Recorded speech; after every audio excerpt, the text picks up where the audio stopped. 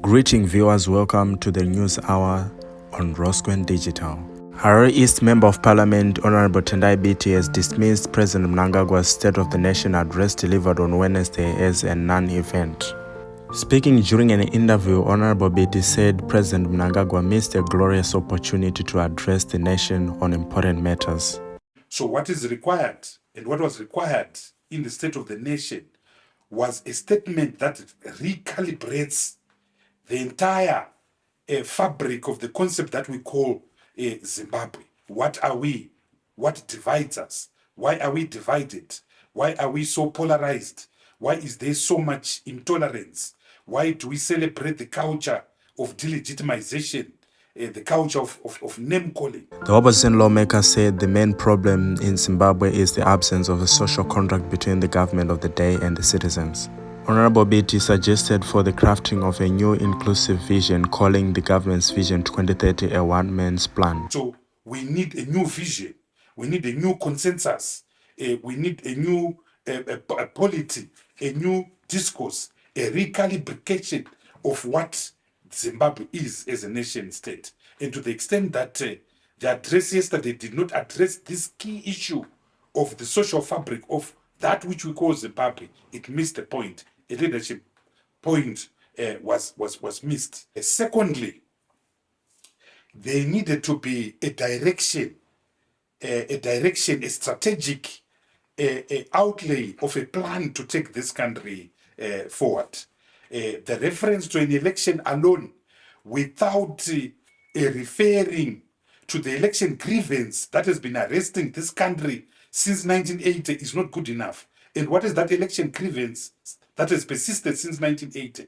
It is that the people of Zimbabwe have never been given an opportunity to freely and fairly and legitimately choose those that they want to represent. We have had over 12 elections since 1980.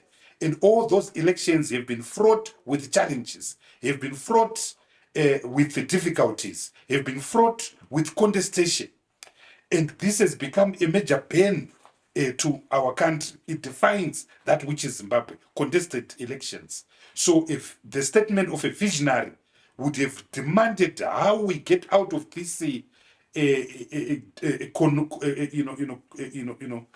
difficult crisis, self-replicating crisis of legitimacy and illegitimacy, compounded by November 2017 and the tanks on the ground. That coup compounded the crisis of illegitimacy further. Third, the crisis of poverty. People of Zimbabwe are suffering.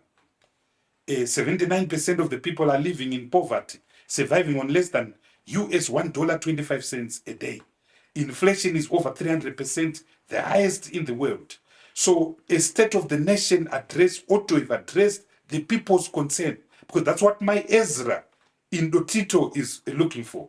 That's what my Dube in Ngai is looking for. That's what Peter Chimbodza in Otsani is looking out for. And so the ordinary average citizen needed to hear that my salary is going to come in US dollars. But that is key. The ordinary average person needed to hear that there will be drugs in hospitals. Non-communicable diseases have become a major killer in our country. 86 out of 1,000 mothers are dying of giving childbirth. 96 infants are dying upon childbirth. So what are we doing about the health crisis? What are we doing about the education crisis? Children have not gone to school for the past 3 years due to COVID and other factors. They needed to hear that.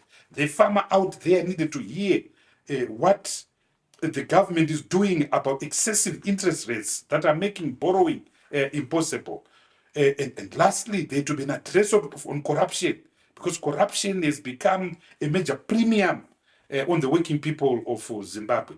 That was not there. So in short, a great opportunity for exercising leadership was missed, and the State of the Nation itself address becomes the highest expression of the crisis that we are facing, which is the leadership crisis.